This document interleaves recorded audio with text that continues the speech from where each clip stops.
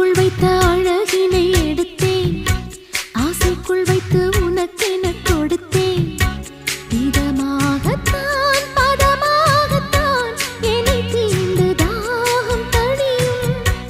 ஓடைக்குள் வந்த மலரினை பறித்தே, ஓசைகள் இன்றி மணி முத்தம் பதித்தே, பழச்சாரையும் இளநீரையும் பரிமாற வேண்டும் தினமும். அந்திப்பகல் வந்ததொரு இன்ப மயக்கம், அஞ்சு விரல் பட்ட இடம் மெல்லச் சிலிர்க்கும்.